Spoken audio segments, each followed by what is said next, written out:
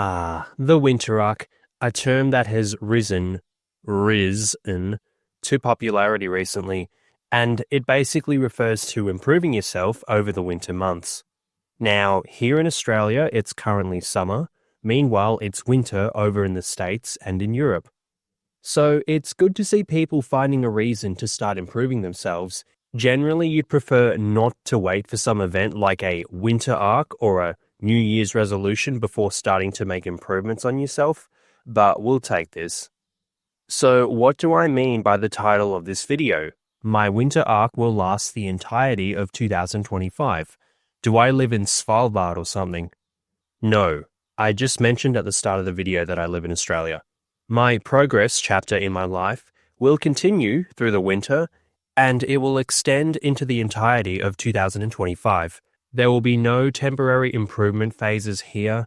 So, to show you what I mean, let's talk about my goals for 2025. I have 5 primary areas to focus on, and these could basically be referred to as my 5 key stats in the game of life. My 2025 objectives will be centered around my career, my money, my aesthetics, my investments, and my brand/business. Now, I'm excluding things like socializing and dating for this particular video, and the reason is because that will be deeply elaborated on in another upcoming video. But just know I do have more plans to, at the very least, socialize in 2025. Dating, not too sure, but again, that'll be touched on in future videos. But for now, we'll just focus on the 5 key stats in the game of life. So let's start off by talking about my career objectives for 2025. So, my career, what should my plan be? In years past, it was basically just keep improving at work and get those studies done. Well, my CPA studies are now done, an enormous milestone achieved. Are there any other studies I want to pursue? Fuck no. I got my bachelor's degree, graduate certificate, and now basically a master's. And you think I want to do more? Nope, I'm done with formal study. I do, however, have some similar tasks involved with my career. They include learning Excel more, which I kinda have already done. Admittedly, I haven't put much of it into practice, but I never needed it. I already knew Excel well enough, but at least now I've got notes I can turn to whenever I need to enhance my skills. I've also completed extra leadership training at my job. This will prove useful in the future. I have other goals like learning Power BI and Copilot for Excel, but these goals may not even happen in 2025, since I'd have to wait for the company I work for to fully integrate these tools before I can test them out. I could always just do some learning beforehand, but how am I going to solidify that learning without practical experience? I won't. I'd be wasting my time. I can't even remember a lot of the stuff they taught me at uni. Why? Because I didn't get to put it into practice in time before my memory wiped that knowledge from my brain. It's why stuff related to nutrition and stocks, stuff I've self-studied, I remember better. Why? Because I put them into practice shortly after learning about them, not just studying for some arbitrary test. So, my career, there's some extra bits and bobs to do, but honestly, it might be worth just chilling out on the study for a while. I had a slight break from formal study between around September 2019 and May 2020. I was at uni from 2015 to 2019. Although my last unit was an internship, which had barely any assignments and no quizzes or anything, I did have my Cert 4 in fitness around this time, which finished around September of 2019. And in May 2020, I enrolled back into uni. After I finished the grad cert, I did a short tax course, and after that, I started CPA. And now, that is over. So I think I'm due for a break, and admittedly, there's no real reason to continue other formal studies. Yeah, you keep learning and growing and whatnot, but you do it at your own pace, and not through expensive, formal qualifications that have exams. That chapter in my life is thankfully over. In relation to actual career experience, I'll continue to progress at my role, take on extra responsibilities. It'll be interesting to see what next year has in store for me at this role. So nothing fancy or overly ambitious here. I don't need such goals. If it's not broken, don't fix it. The years of experience I'm stacking at this role, coupled with officially completing my studies, is providing me with the career stability I need to survive in this economy. And once you've gone through something as rough as CPA studies, you are glad you finally get a break. But all this spare time I gained back will be used for other objectives in the game of life, which I will talk about later. Next objective, money. What are my goals? Well, another pay raise. I know I'll get another one at the supermarket due to the minimum wage going up, but another raise at the office remains up in the air. The past couple of years, I knew there was a raise coming as I had already spoken about it beforehand with my bosses, but currently there is no agreement in place, nor have any figures been mentioned. I find it hard to believe that I won't get one given my extra tasks and CPA qualification, but we shall see. It could also depend on business performance. Ideally, a good range would be a base amount of somewhere between 85 to 90,000, since my base is currently 80,000, but again, we'll see. So in total, I earn around $127,000 between both jobs. With a base increase of $5,000, that puts that figure at around $132,000, or it'd be $137,000 with a 10K increase. Pretty good. And although my labor market rate should easily be 90K, it depends on how the conversation goes. I wouldn't consider job hopping though, since that's a bad idea in this economy. And also, I need the stability for another stat in the game of life, which will be mentioned later. So worst case, my income stays the same. I'm unlikely to face layoffs, which is something you shouldn't really say in case you jinx yourself, but I'm a part of the finance meetings at my role. It's extremely unlikely, and if it does happen, I get a nice redundancy payout, and since I have my CPA, a new gig shouldn't take me too long to figure out.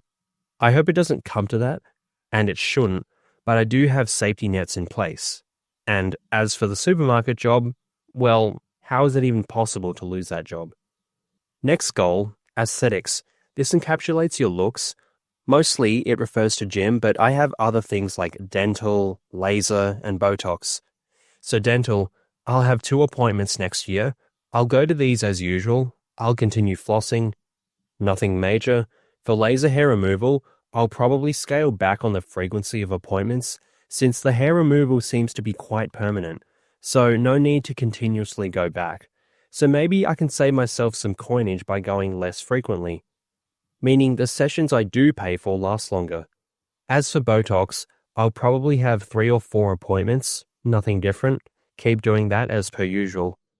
My Botox costs have actually gone up recently, for the first time since I started getting it, I think. So it was well overdue, but I think I can counter these costs by reducing the amount of times I go and get laser hair removal. So on to the main point of the aesthetic stat, the GYM. What's a GYM? GYM? What's a GYM? So the gym, hard to say at this point since every time I talk about my gym goals, I never stick to them, since plans change. I think last year I mentioned 3-month cycles where I'd be phasing through what muscle areas I'd be focusing on. Well, for this year, I ended up focusing on arms for 8 months. And now it's been chest and back, mostly chest for a little while now. And it'll probably continue for a while longer. My goal is to shred down before a short holiday I have in February. I'd also like to cull some fat from my face too. It's getting a bit out of control. And also, it'll be good to see the results from my bulk. So once this cut is over, I will go back to bulking. I'd say my goal is a lean bulk, but chances are I have more of a lax bulk. The more lax bulk approach really worked, so I'll probably do it again, but I won't cut again in 2025, that's for sure. I'll have the one cut, and we'll see how it goes. I don't know what body parts I'll focus on. Chances are I go back to arms. Really honing in on those. Maybe I do a leg focus bulk, we'll see, but I'll definitely be back on the bulk by March of 2025. Next objective, investments. So I have a short stock trading course thinger that I got for free that I'll certainly have completed during the year. So once that's done, my trading will evolve to the next level. In the meantime, I will continue to trade, learn, listen to stock market info, just run it back, keep doing what I've been doing. It's been working. Now, the big investment, real estate. At the time of writing, I have gone through the final steps required to solidify the loan for my land, so I officially now have a mortgage. I will need a mortgage for the actual home, but that'll come at some point in 2025. So what do I plan on doing with this loan? Well, repaying it as fast as possible, but also saving some aside for longer term investments. I've whipped up a few calculations on Excel, trying to figure out if it's more beneficial to pay off the mortgage faster or invest, like which gets me the best returns on my money. Well, doing this exercise is kind of pointless since it really depends on a lot of variable factors that will change on a month-to-month basis, such as the payment frequency. I get paid from my office once every 2 weeks. I get paid from the supermarket once per week. So I can pay down more money on some weeks than others. I'd use my indicators to suss when the more ideal time to buy is. So a consistent return of 8% won't happen. I could get more or less, depending on what I invest in and when I invest in it. But I think for most of 2025, I'll mostly rapidly be paying down this land mortgage. So my minimum repayments based on the current Reserve Bank's interest rates, which probably won't change until the 11th or the 12th of August in 2025, are going to be around $1,177 per month. Easy. So my minimum weekly will be 1,177 times 12 months equals 14,124 per year. This figure divided by 52 weeks per year equals $272 per week. You can't just divide 1,177 by 4 since that would imply there are 48 weeks per year. There's not. There's 52. So my absolute minimum is $272 per week. Easy. I make more than that in a day. But do you think I'd repay the minimum? Or would I pay down this loan much faster? Yep, much faster. Not only to unlock more equity, not only to save on interest, but also for the peace of mind. If I repay the minimum over 30 years, I'd end up paying $423,720. That's $228,720 more than what I borrowed in the first place. Now, this will be spread out over 30 years, which would make this amount negligible after a while, considering the extra money I'll be making elsewhere, but slashing down this total loan faster means I have less to worry about, which is always good. Now, my cash amount was around $170,000 before establishing this loan, $117,000 of which has now been swallowed up by the real estate investment / land / my future house. I'm left with around $53,000 in coinage. I will make / have made a $20,000 lump payment towards this loan by the time you've seen this. I'd pay more, but I need to have some extra cash on standby for my home builder's 5% deposit, as well as my tax bill, as well as just playing it safe in general. I could have actually paid more by the time you've seen this, I don't know, but running these rough figures, as well as repaying an extra $1,000 per week, which might be a little tight, but I think I can do it, especially with my extra safety net. All this means that this part of the loan could literally be paid off within 3 years. How's that? Repaying your loan in under 3 years. Pretty damn quick. Even Sonic would be impressed by that speed. I'm blue and faster than a speeding bullet.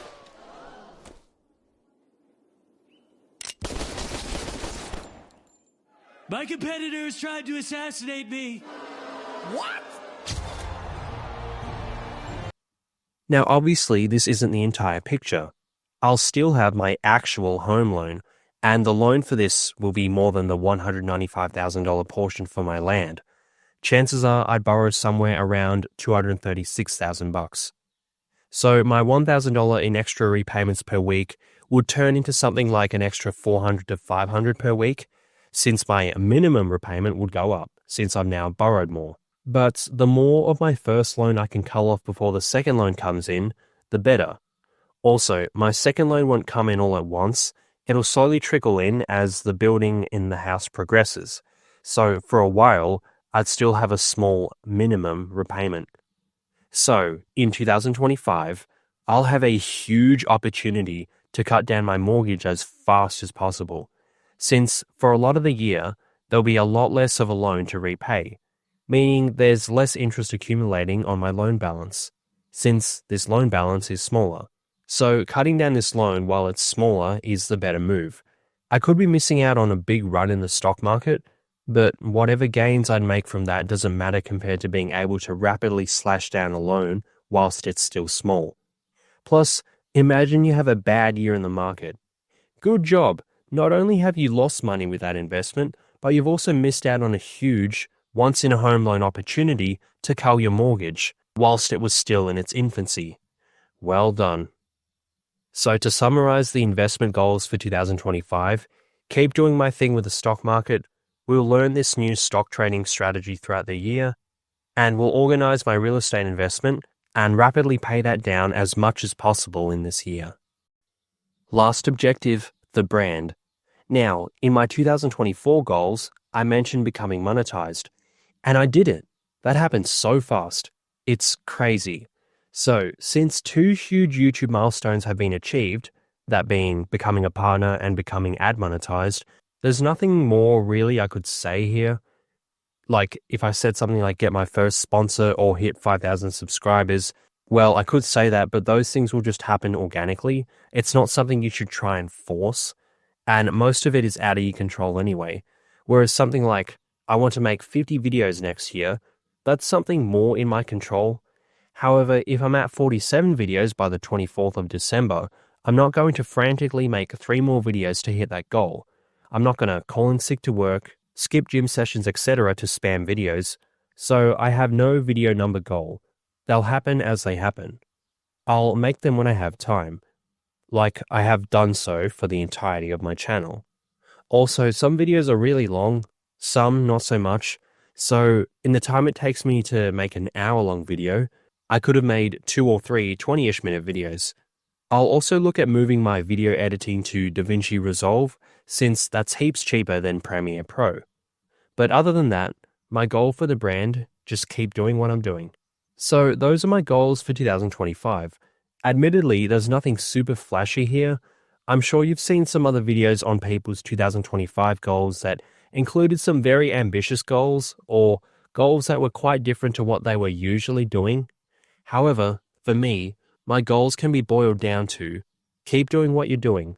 My career is going well. This job is providing great experience. I like the job. It's pretty stable.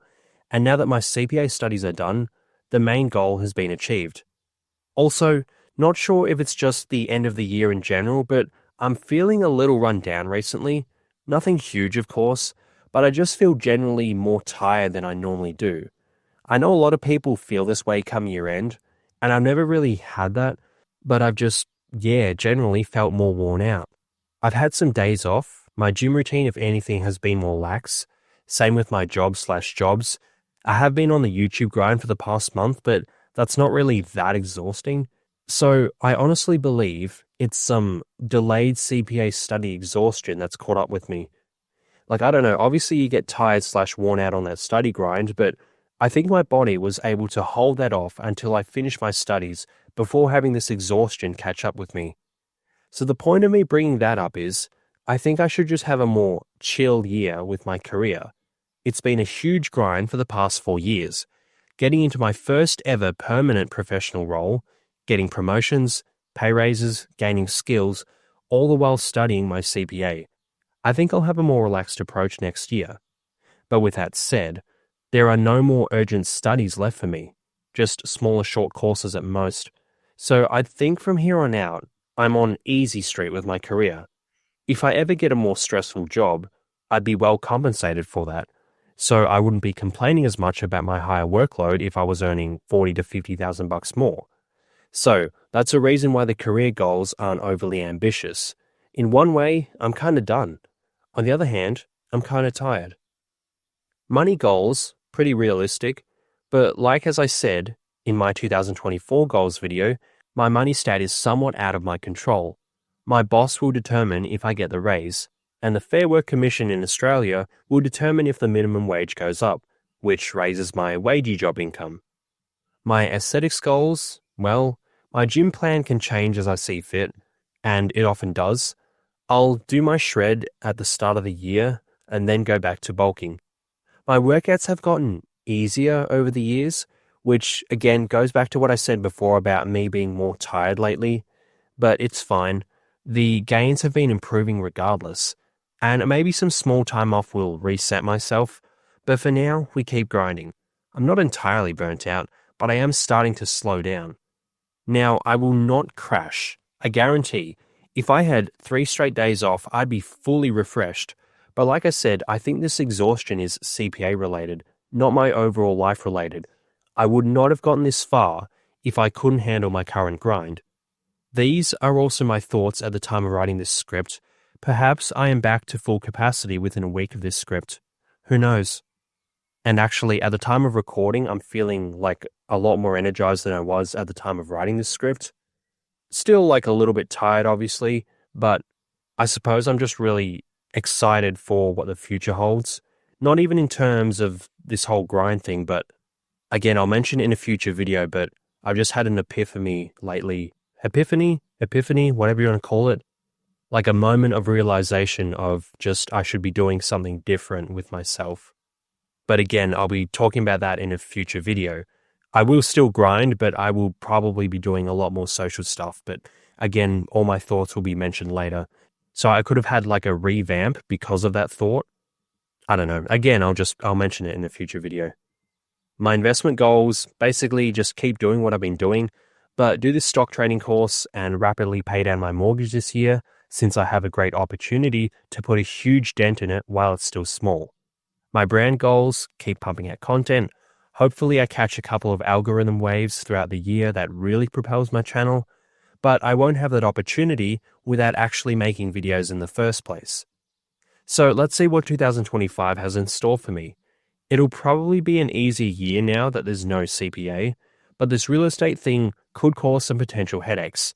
But since CPA is over, I'll have the capacity to deal with whatever headaches that real estate throws at me. What are your 2025 goals? Let me know in the comments. Thanks for watching.